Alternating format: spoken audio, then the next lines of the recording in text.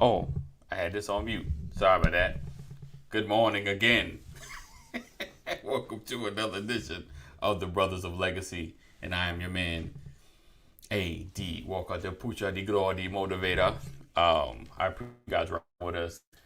Uh, Terry, he doesn't do his Mondays and Thursdays, so Pastor should be in a moment, as well as Dwayne. So I appreciate you guys rocking with us this morning. As always, thank you guys. Make sure you share. Sharing is caring.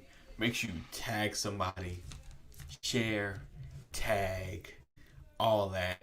And then some blessings, Lisa. Blessings, Lisa. Thank you for rocking with us. Thank you for sharing. I appreciate you here with us, being a part of this conversation. As you can see, today we're talking about lessons learned in marriage. Let me shift that a little bit. Did I change it up there? Lesson learned marriage. That don't even make sense. So let's see. Boom, boom, and bam, marriage. All right. So I appreciate you guys. Good morning, Atlas. I appreciate you for rocking with us as well. No matter what platform you're on, make sure you share. Sharing is caring. Sharing is caring. I was out yesterday. Had to do some traveling. But I am back and I'm still black. So I appreciate you. Make sure you share. Let's see. What else do I need to put up here? And yeah, put that up there. Sharing is caring. Make sure you share. All right. So today, lessons learned in marriage. I gotta correct that in some places. Save it. So like I said, make sure you share, tag somebody again. All right. So without further ado, we're about to kick this off. Get going. Our men. Ooh, that's a good one. We could definitely do that. We can do that. Okay. All right, guys. We'll be right back. Hold on one second. I'm having some technical difficulties getting my brother getting passed on. Not sure why. I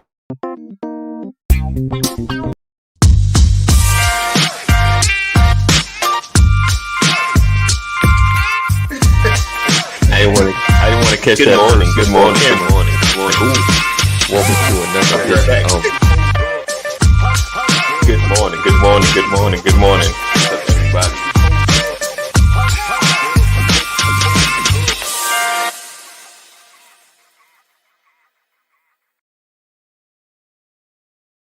All right, and we're back. All right, let's see what's this. Hey, Sweetie Bob. Good morning. I'm having some issues getting Pastor on here. Let's find out what's going on. So, what is today? Tuesday. Today is Tuesday.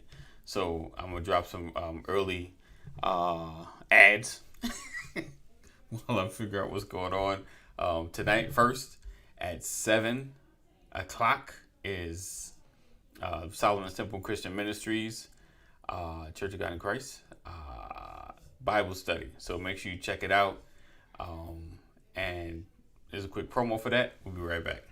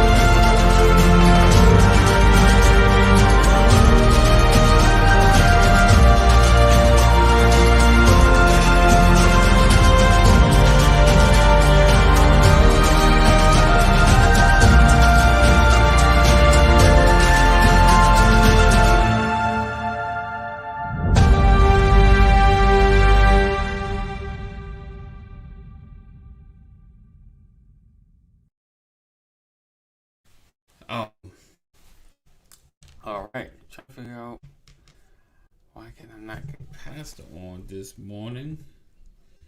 And let's see.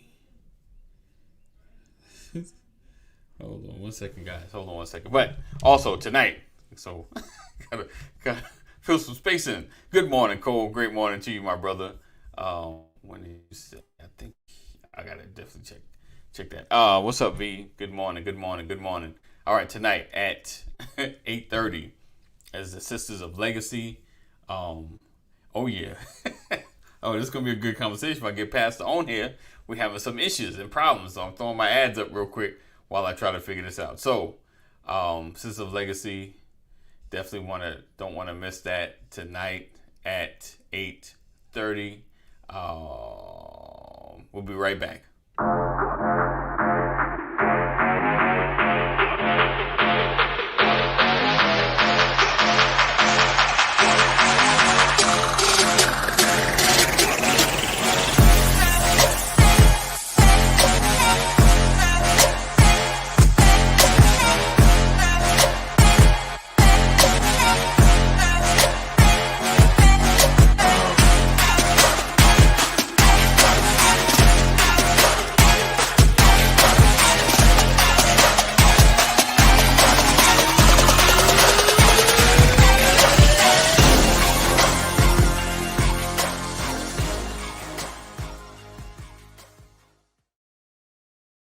All right, I'm back. So, hold on. Oh, let's see. How is there no link in the chat? I'm right there. Yo, I'm having technical difficulties, guys. Hold on 1 second. Great day in the morning. All right, so I pray everybody's having a great weekend. There go Dwayne the Goodson. See, Dwayne Goodson's in the building. It was in the chat, bro. You just had to look a little further up. Yeah, he must be having some issues with his chat. Let's see, because he threw a subject up, and I was gonna switch it up, but I want him to be on so he can kind of break down exactly what he means. Let's see. All right, so today we're just gonna talk about what lessons have you learned being married, and we can probably transition to what he wants to talk about. You're right, run the ads, Cole, exactly. Hey, Mama Corey, great morning to you.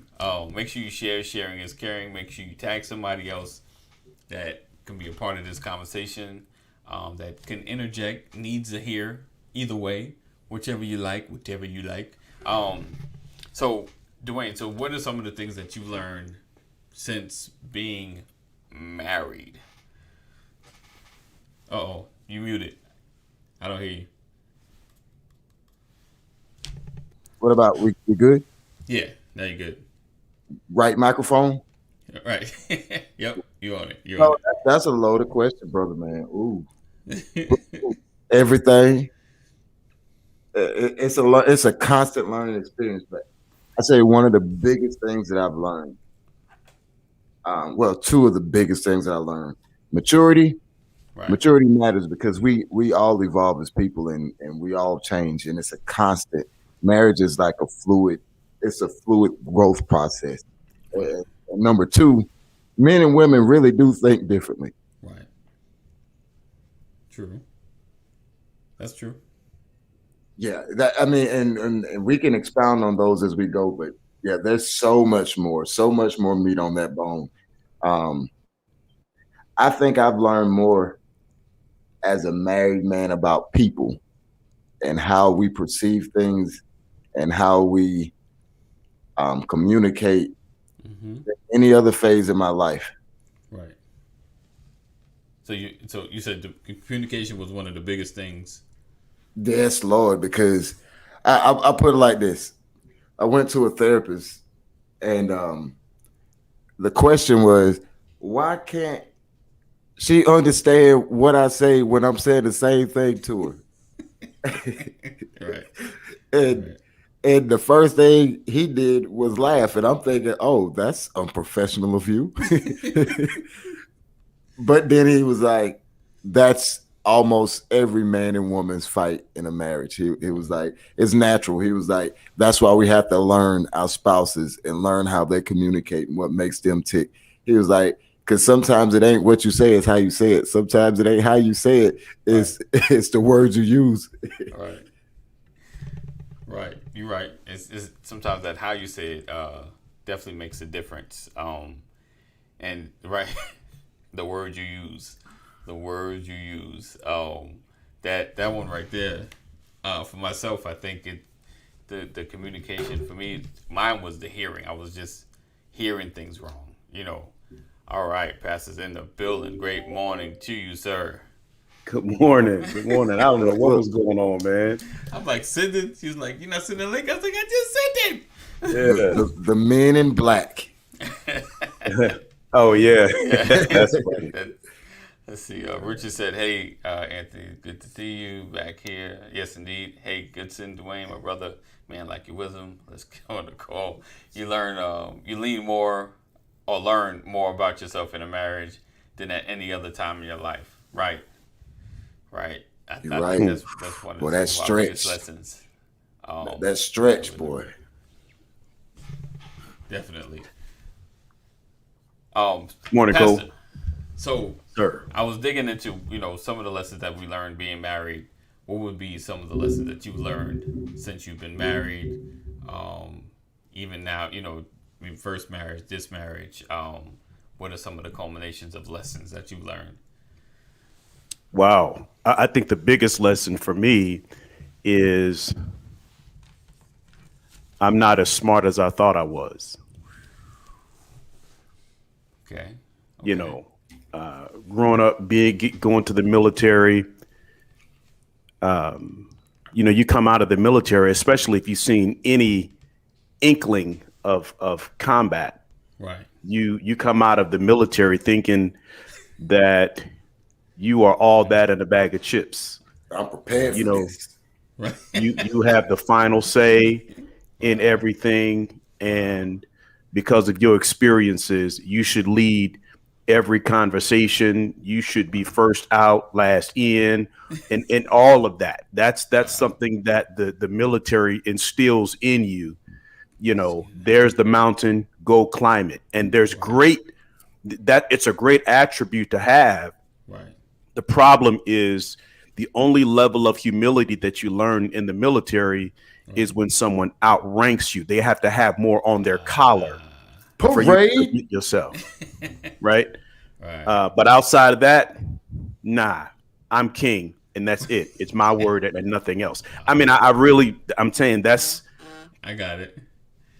Man. So I found out that I'm really not all that. And I have to consider that there may be somebody that can add something. You do learn in the military that a team, a squad, is only as good, as strong as its weakest link. So you have to be careful of your weak links. But I think it's different in a marriage, in a relationship, because in a marriage, if you look according to the Bible, you are coming in the door as a 4-star general. Right, I got you. And you run everything. Right. And sometimes thinking that you're in charge, you make the mistake of thinking that you're the smartest person. Oh, Pastor. Oh, Pastor. Can I jump in real quick, AD? Jump in, brother. Pastor, when you said you walk in the door a 4-star general, you are absolutely correct. However, because most of us aren't ready for marriage when we get married, we walk in the door PFC.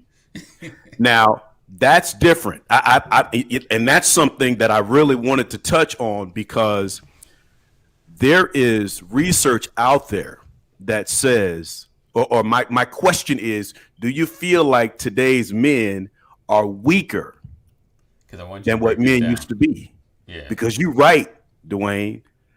I come in like I'm a 4-star general, but in today's society, a lot of folks come in like a PFC, private first class, not even first class. You just a private E1, and they don't even have a voice. So so you're saying like, they're not coming in to lead; they're just coming in not knowing the role. Well, the difference between a general and a private first class, a general's been in the military, 25 plus years with a buttload of experience, and the private first class day one just jumped off the bus and then basic traded. Don't know nothing. I mean, I know scared of everything. Right, I was about to say because you coming in the house like scared, like I don't know. I don't know nothing. I know nothing. I ain't never seen a fight. I don't know. I've never seen a communication. You know, like you mean I'm supposed to pray for her? I'm supposed to pray for her. That's my responsibility. Okay, so how do you get to the general space, right? Like how do you get there? Like what would you say? Well, do I want to go there yet?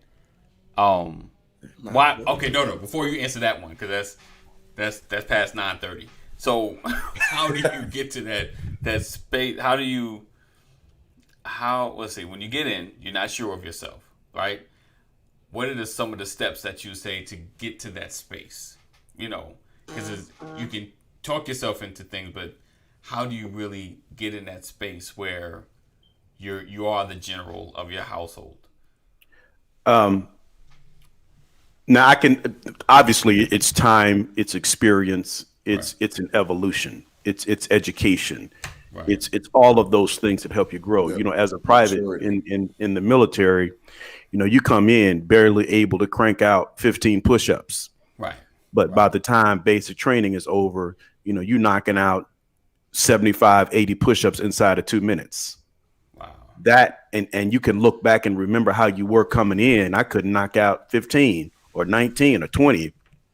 And now I can do this. So you realize that it's possible to overcome. Oh, sir. I love when y'all use military analogy because it just turning. Look, and I mean, it's like being in a relationship and actually living through your first disagreement. Mm-hmm. It didn't destroy us. Right. So how long does it take for you to realize you don't have to holler at your woman to get your point across, right? Okay. I'm 24 years in with my wife, 23 years in with the marriage, and I'm in a space now to where I don't have to raise my voice. Because what I have lived has garnered a level of respect that, and my service has gotten me to a place where I have more respect out of my service than I do from the volume. Okay, and that in itself speaks to position, right? Yeah, because there's a difference between rank and position in the military. All right, right. They're like pastor can outrank me. Pastor can be a sergeant first class E8. And I can be a sergeant E5, which means he probably got about 10 years of experience on me, and he definitely outranks me. He gets paid more than me, and in general has more authority than me. Okay. But due to my position, let's say I worked as an MP. Okay. When I pull him over, his rank means nothing, little to nothing. I got you. So when you're in certain positions. It can outrank people who it has more authority. It carries more authority than people who outrank you. So for those of us that are not military minded, and I'm probably the only brother on the panel that is not military minded. You're okay. So these stars, these rankings are they mostly based on time, or are they based on what you do? It's a combination of all of them. It's a combination. It's what you get into and time. It can be the job field, time, experience, education. Right. Okay. How fit you are, that plays a small part into the equation. The ranking in the military is based on a point system. Okay. Right. You accumulate points. Right. On the non-commissioned side. Right. They have scoring, so you can like, for example, as a coming in as a private, green behind is wet behind the ears is what they call it. Right. From private to level 4 E4 to a specialist, that's all based on time and experience. But once you get past that E4, it's based on a point system. Okay. But then once you get past E6, You go to a board. it's all of the above.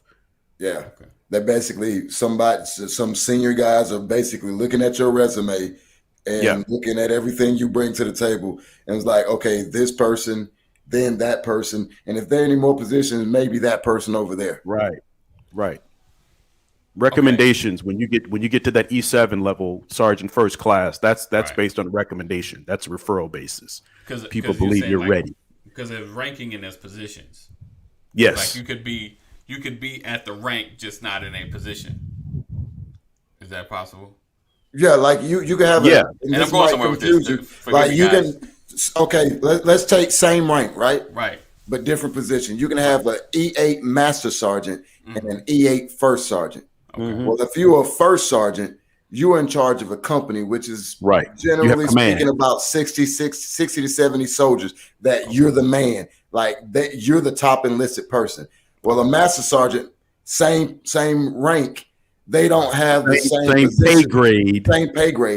Same pay. They get paid the same, but one is in charge of soldiers and the other one may be in charge of a section. Stuff. One is in charge of people, the other is in charge of stuff. That's a good one. I like that, Pastor. People and stuff. I like that. All right. So many E4s. We're trying to get those points to get to an E5. Some units would have E4s, who would be that rank 4 years, whereas they witnessed a buck private E1 become an E5 in 2 years. Okay. He said rankings are based on time, job, education, experience, and health. And I totally remember the point system. Okay. Yeah, that cutoff score. But when that cutoff score dropped, a whole lot of folks got promoted. Yes, sir. Oh, wow. Thank you for your service, by the way, Brother Cole. It looks like appreciate you, man. Thank you for your service. Oh, so going into marriage, right, and walking into your household as a general, because that's the goal. You want to be a general, understanding all of what it takes to run your household, to be married, to take care of things where it runs functionally, everybody's at least happy or everybody's good. And agreeable, we're walking in agreement. So how would you say getting to that position takes place in two spaces? For me, it looks like one, the basic would be marriage counseling. So we get the understanding, so we get the training, and I know the position I need to be working on, as well as getting the teaching before I get married. I'll tell you something. I love the opportunity to provide counsel to young people, to couples before they get married. Right. I love that opportunity. But you don't know what you have in you until you're all the way in. That's the reality. Counseling in marriage can only kind of set an expectation for what you might experience, but how you walk through that experience can't be that can't be taught, because you are who you are. Right. And that is never who you will be. Let me say that one more time. You are who you are. Right. But you are never who you will be. That's a work in progress. Right. And so the person that I was 24 years ago is not the person that I am today. If I was the person I was 24 years ago, I would be single and broke. Right. Ooh, Lord Jesus. That's just the reality. I don't even want to think about it. Right. So I think it's important for people to understand. You have to know who you are. Right.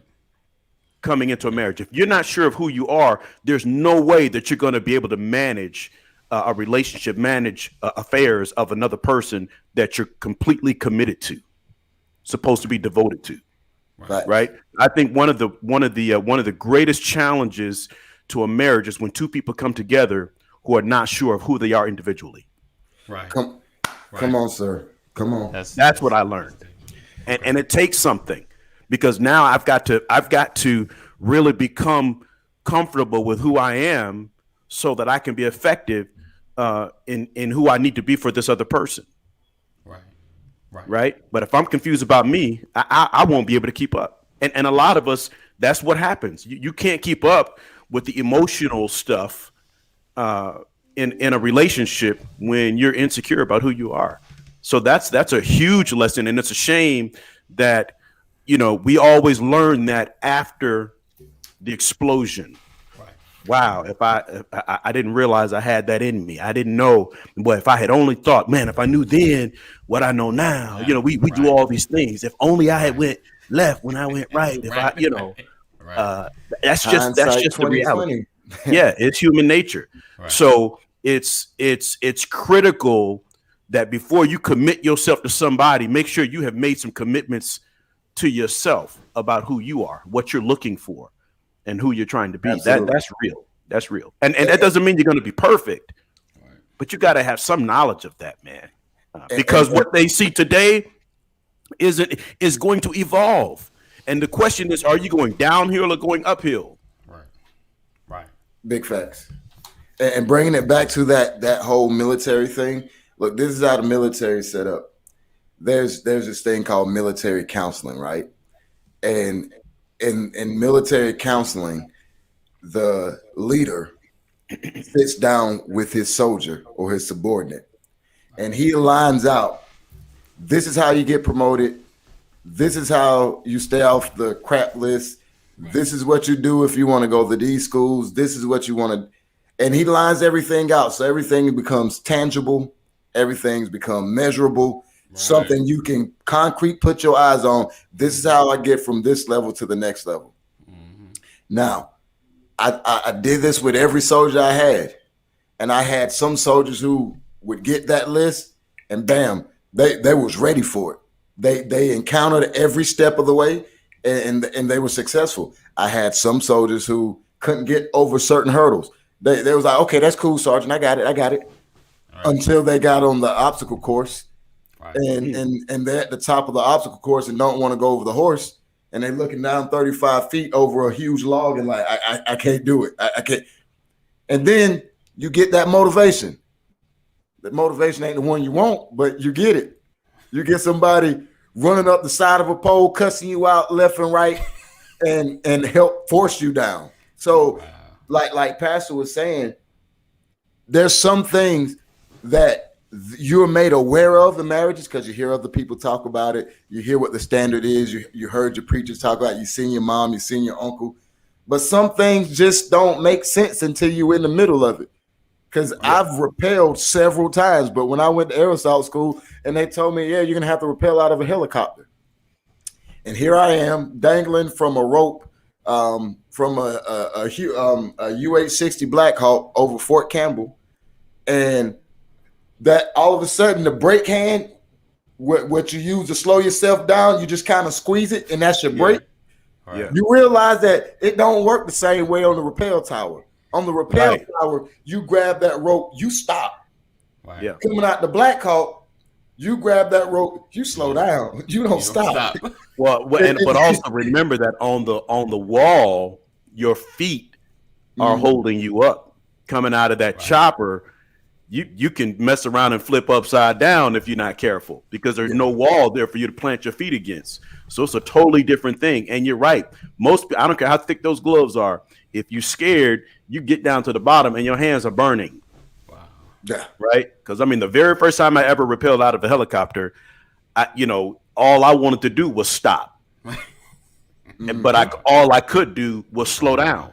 But I was gripping that rope so tight that, man, my hands was burning like fire by the time I got to the bottom. And the reality is you forget that you have two hands. Want to do it? You understand? Nice. You forget that you have two hands. And I think that's a part of it. You don't realize that even in your relationship, you got more help than you think. Right. Absolutely, you don't, sir. You don't have to lean completely on one side. Right. If you can come together collectively so you don't burn up, well, that'll preach, man. It will, sir, because you're right. You got help and you don't know it sometimes. When you said that, it reminds me when I went to airborne school, right? There's 3 weeks of airborne school. You spend more time on the ground learning how to fall and how to land than you ever do jumping out of an airplane. Wow. It's all about how to fall. Everything is hit the ground this way, feet hit here, This hit there, this hit there, this do that, this do that. Everything is. It got to the point where I'm like, can we just jump already? I'm just like, I'm tired of 2 weeks and everything is about, hey, this is how you fall this way. This is how you fall going to the front. This is how you fall. Do you hear what he's saying? He's Everything. saying the most critical part is the fall. Learning of jumping is learning how to fall. Yeah.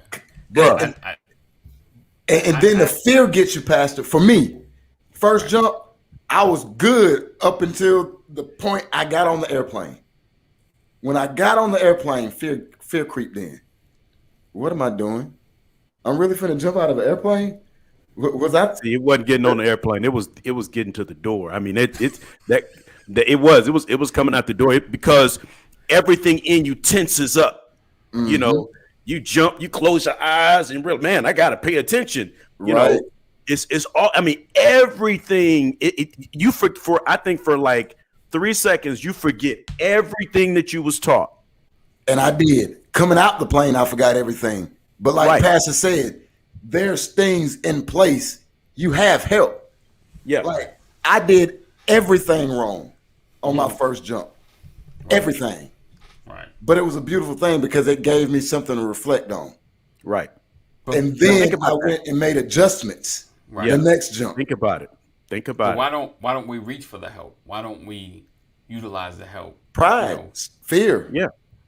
Why do you lie to your mother when you broke the glass? Right.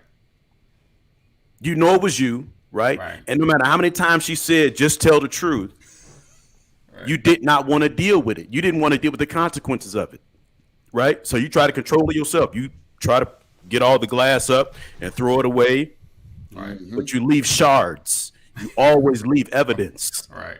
Right. You understand? Yeah. And that's the thing. But if you had help, she could help you clean all that stuff up where you won't have remnants of it sitting around that could hurt you later. Right. Come back and cut you later. Right.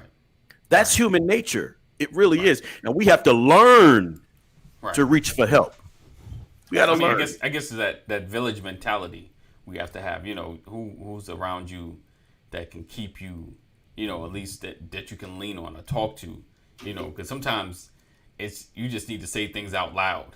You know, I just need to say it out loud, and then I'm like, you know, that is kind of dumb. Why am I arguing? I think the loneliest experience in the history of mankind. You know what the lonely experience in history of mankind is? What's that? Jesus on the cross. Yeah. Right before he gave up the ghost. That's because think about that. Outside of that moment. That's the only moment where he could not get help from anybody. Right. That's the only instance in the history of mankind where there was no help to be gained from anybody. So if you think about that, if you think about the fact that and it was intentional, that's the only time in the history of man that you're not supposed to have. He was never supposed to have any help from anybody. He had to take that thing all by himself. True. You hear me? True. But he did that to prove to us, to make sure we all understood that for the rest of the history of mankind, you got help because the Holy Ghost is supposed to be your help. If you don't have nothing else, you're supposed to have the Holy Ghost. And so that was necessary for us to come to the realization that we are not by ourselves. Take advantage of the help that you have. And most people are too high-minded to realize you got help. We're afraid to say, help me. We're afraid to admit that we need the help. We're afraid to say, I don't have the answer. Ouch. You know, that's real. And we're only fooling ourselves. And that's one of the greatest travesties in relationship is that you try to act like you don't need somebody. Right. You know, one of the worst songs ever made was "I Can Do Bad by Myself." Right. I understand the concept. I don't need nobody's help to starve to die. I get that. I don't bring drama to me. Right. But I don't want to play. I'm a grown man and I feel good, but I don't want to be out here by myself. Right. And my thing is, who grows up wanting to be alone? Right. Now, you don't want to be alone. You just don't want to do the work. to have somebody. That's real. You don't want to be alone. You're just afraid of being hurt. Right. Hey, Mama Moses. Good morning, Mama Moses. You feel me? Yes. You don't want to. Nobody wants to be by themselves. Right. That's hard for me to process in my mind because God did not ordain us to be by ourselves. God made man and God made woman for man. He said it is not good for man to be alone. So anybody out here talking about, I just want to be by myself, what you're really saying is, I don't want to do the work. Yeah. I don't like that. But what if they just, they've gone wrong enough and they're just like, I just need to figure myself out. What you're saying is, I don't want to deal with the challenges that come with committing myself to someone. Either way you look at it is, I don't want to do the work because there's no perfect relationship. Right. Every relationship needs work. Every relationship, you got to work on yourself. You got to work on each other. You got to come together collectively and all of that. So if you choose not to be in a relationship, you're basically saying, I don't want to do the work. Thanks, V. Thanks. Why when I read V comment initially, I started singing Joe in my head. I don't want to be a player. No, but she didn't say that at all. See, Tony put that on V. She said I'm doing all that. So let me ask you this then. How do we begin to change the habits of at least with our kids, the next generation of becoming more village minded with our relationships? Because I think sometimes people get into the worst relationships because of their not reaching out or not looking for the help, and in our family and our friends, those that are trusted, because it's we can hear God, but sometimes it's hard to hear God when you're going through something. Sometimes you need somebody on the outside to say, hey, give you the word that, God has already given you. Just kind of like confirm what you already been hearing, because you're just hard-headed at this point. I think it starts with healing the broken places, because your children, for the most part, all of our children, us as children growing up, we a large part of who we become, or at least the way our thought process is shaped, is what we see.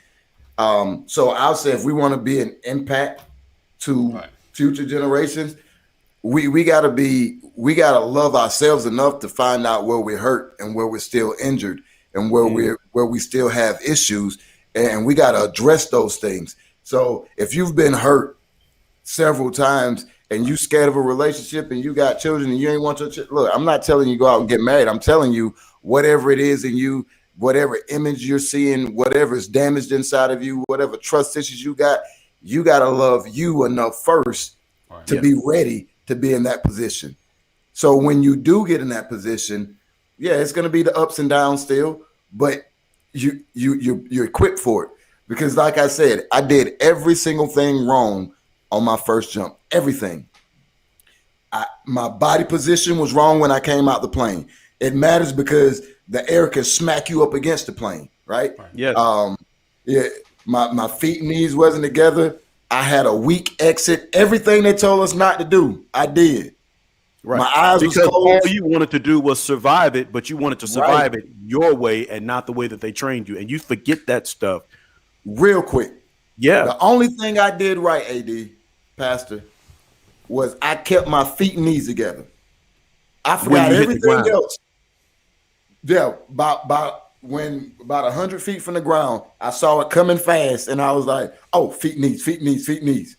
That's the only thing I did right, and I walked away from the jump.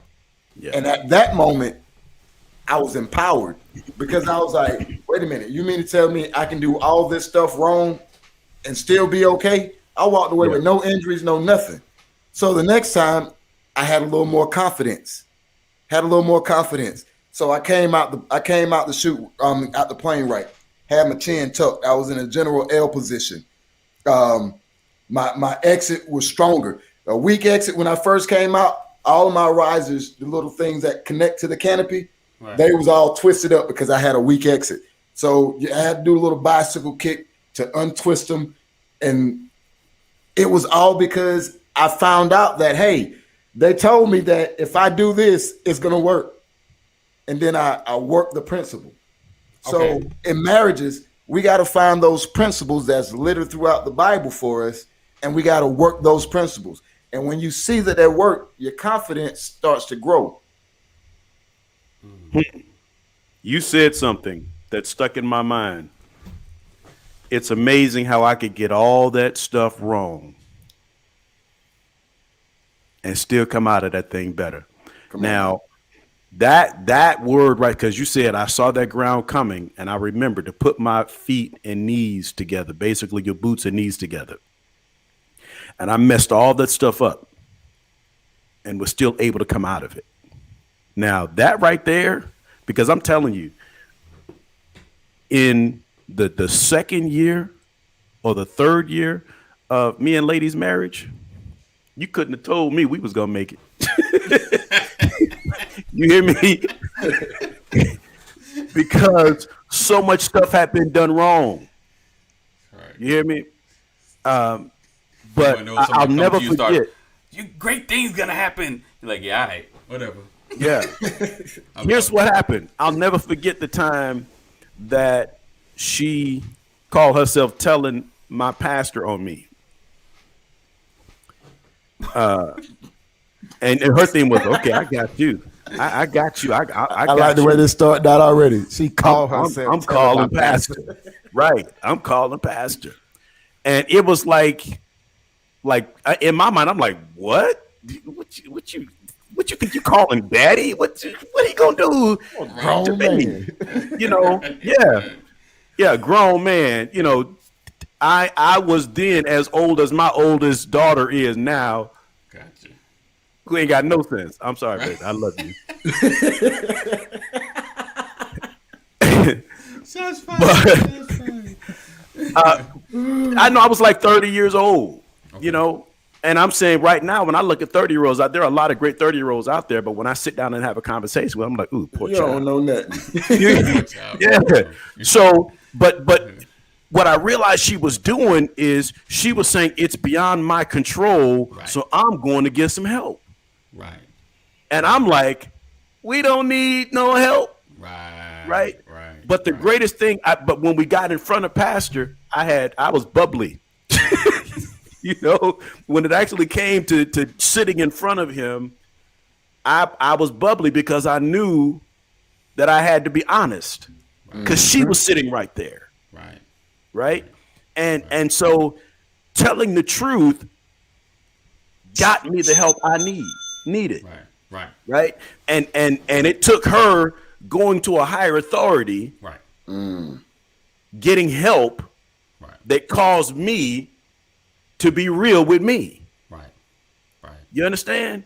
True. Had she never made that call, and I'm gonna tell you something. This is what he said. He said, I ain't worried about y'all. Y'all get on out of here. Y'all don't need me. Y'all go home and work it out. He was basically saying, go make your mistakes and learn. Right. That's what he was saying. Right. And the reason he said that was because he knew that we had Christ. Right. So in his mind, if you really have Christ, y'all gonna figure this thing out. That's what he was saying. Now, if he doubted our walk with the Lord, hey Cheryl, good morning. That session probably would have lasted 3 hours. You see that? Right. So I guess I'm saying that the one lesson that when I reflect back on that experience is, even if pastor said at the time, this was Pastor Hollins, All Nations Church of God in Christ, Sacramento, California. Even though he said, I'm not worried about y'all. Right. I wonder where I would have been had she never made that call to get the help. Right. Yeah. I mean, we've been through that with our previous pastor in New York. You know, it'd be after church, like, hey, y'all coming off? Let's talk. I'm like, oh, what'd she say? she done told him something, you know. So and it's all, and I think and that's kind of where I want to go. Like having a village, having somebody hold you accountable, having somebody that your wife can call or you call, like, hey, all right, I know someone that gets in your ear that you respect, you know, that can talk to you and reach you like I can't reach you. You know, because we both have that. You know, I can call. She has an old wise one that's in New York that she talks to all the time. You know, so if something happens, like, all right, I know who to call. You know, that you respect, that can kind of get you in line. That, you know, it's not just some stranger. Like, yeah, I don't respect you. Like, you don't. Your words mean nothing to me. You know, but it's having that circle, having that village where, you know, even as men, you know, having someone. And it's not always like a higher authority, but even an equal authority or someone that they respect, you know, in some kind of form. I think it helps. And that's kind of where I want to go as far as the examples and building a village of married people together, and men having other men hold them accountable, you know, to what they're doing. You know, that they can be like, yo, what you doing, man? You about to mess all this up, you know. So I think having that and I'm instilling that into my kids, like, listen, absolutely. You know, I'm part of your village right now. You know, until you get older and find other men, you know, that are your same age or whatever that can match, and finding other people. Like, I don't care if there's other men into your village, but you need someone that can check you. One of the most embarrassing moments as a young person is you're out in public. You 5, 6, maybe for boys 7 or 8 years old, right? And your mother comes up to you and tries to wipe your nose in front of people. Am I right? Right. And you'd be like, "Come on, mom, boy, you got something." And I, as a grown man, I say, have somebody that loves you enough. Right. Hey, Pastor, you got a booger in your nose. Tell you that you got a booger in your nose. Right. Right. Right. If you can't handle somebody telling you got a booger in your nose, you're gonna make a whole lot more mistakes. You living a lonely life if can't nobody tell you that you got a booger in your nose. Right. Pastor, you preaching and you don't even know it. Right. There ain't no organ in the background. The drum ain't hitting nothing. Look, I'm telling y'all, some of y'all going out in these streets, and your homegirl just told you, no, that ain't cute. Right. Girl, you just jealous. Yep. So listen to your homegirl. Hey, bro, you need to get rid of them pants. They're a little too snug. Yeah. Women love. Look, you need somebody with integrity that can call you on your mess. Yeah. And not even call you on your mess. When you call them and you're vulnerable, pastor or brother, pastor, Mr., any of those titles, Right. Brian McCrory, have I ever had to call you? Right. You know what? You know why I call that man? Because I trust the integrity in him. I've seen his integrity play out. So I'm comfortable trusting him with a vulnerable area. Right. You understand? So everybody needs those things. Right. You don't sometimes look, and if I'm wrong, and if this is the youthful, exuberant person in me, correct me. Sometimes the person you need to go to isn't your wife. Because if y'all already beefing with each other, it's only gonna be more beef. Right. You need to go figure out how to take the beef out of the conversation and come back and reconnect and have that conversation. Whether that's you saying, "Oh, look, I assumed, I thought, but I was wrong." Right. I used to hate the saying "happy wife, happy life." I used to hate that saying, and then everybody was like, "Yeah, it's true." And then I heard a preacher teach it slightly different. He was like, "Happy spouse, happy house." And he was like, because both need to be included. He was like, a marriage is two people becoming one, not just one person being catered to. Right. So you need that on both sides. Definitely. And you're right. I love that. I love that analogy. I've taken it a little deeper. God has enlightened me that happy is an emotion, and it comes and goes. Right. Definitely. Right. And so, can the house still be happy when wife ain't? Yes. So the question is, even beyond happiness, I'd rather have a whole wife. Right. Right. Because there's something deeper. I realize she ain't gonna always be happy. Nah. She is not. If I lived to try to keep this woman happy, I would go insane. Because she's just too moody. I can't keep up. You understand? But what I can do is work to keep her whole. Right? And you're right, Dwayne. I love when I can go to my wife and have an intimate conversation. Best But feeling I in the also world. realize there's certain things that, as much as she can be aware, I'm still going to have a conversation with somebody else for real guidance because of how she views me. There are certain things my wife may not be comfortable trying to give me direction on. And it goes back to, I learned, women can raise boys, but they can't make men. Right. True. I know that from experience. My mom is on here. That's real. The only thing that a woman can do for a boy is put in him what she thinks a man should be. Right. He still has to see that thing being walked out. He has to have an example. He has to have a target. Right. And it's the same thing with marriage. It's the same thing with relationships. If you don't have a target, how are you going to know how to act? You need to know what it looks like. Right.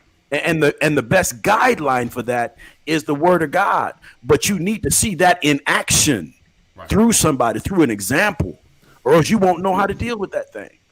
Absolutely. That's real talk. That's real talk. True. All right. Appreciate you guys rocking with us. Another edition of the Brothers of Legacy. Oh, sorry about the little technical issues. Pastor getting on.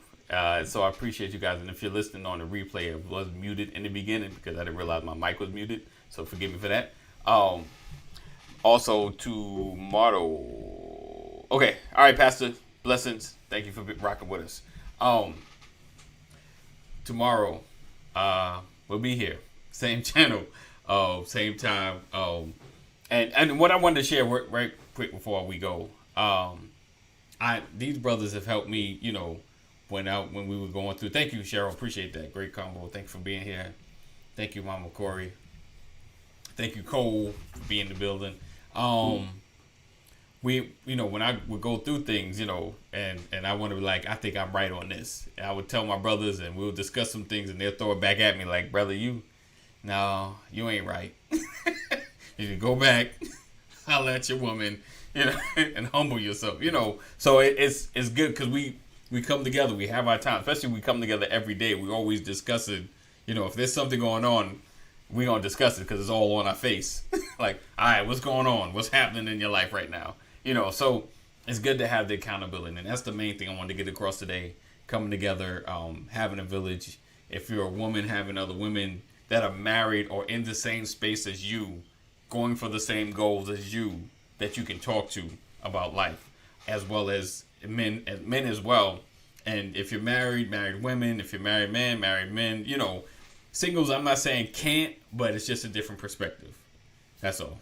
It's just a different perspective. Absolutely. Right. Hey, before you close, can I give a little known Black History fact for the day? Sure. Yeah. You know what? Please. Because I've been dropping the ball on that. I got you, brother.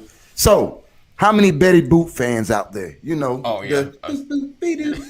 Yes. How many of you know that the original Betty Boop was black? Yes. Her name was Esther Jones, and I'm going to read this real quick. Nice. The iconic cartoon character Betty Boop was inspired by black jazz singer in Harlem, introduced by cartoonist Max Fleischer in 1930. The caricature of the jazz age flapper was the first and most famous sex symbol in animation.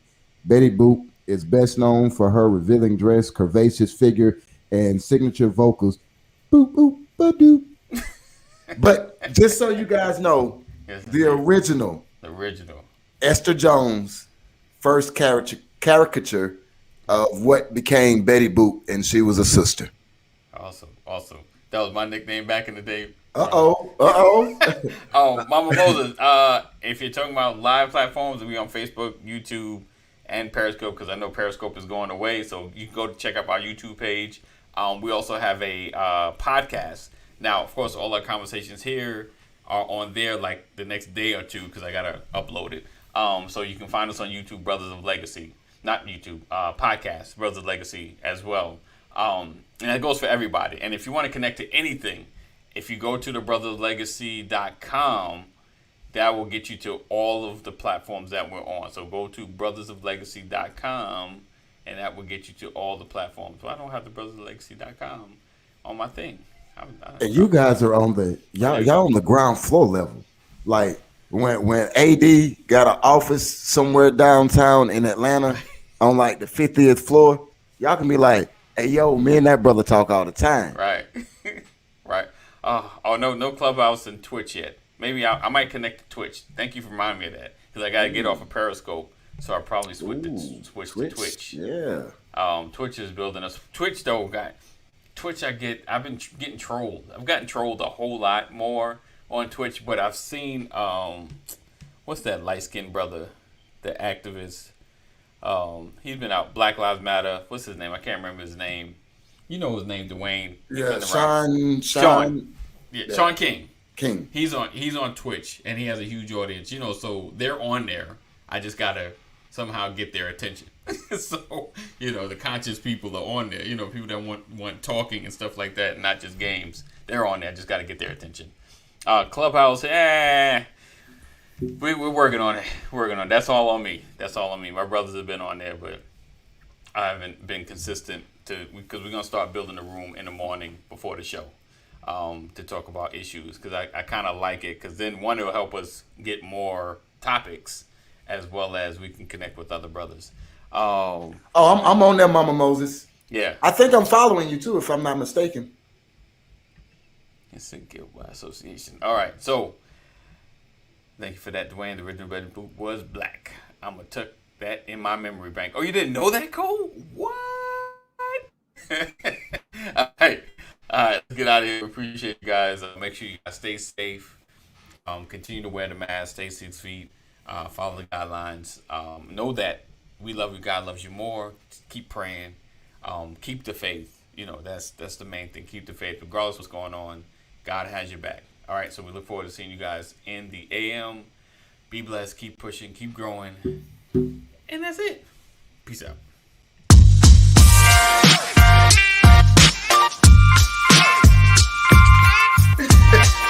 I didn't want to catch that. Morning. Good morning. Welcome to another edition of Good morning.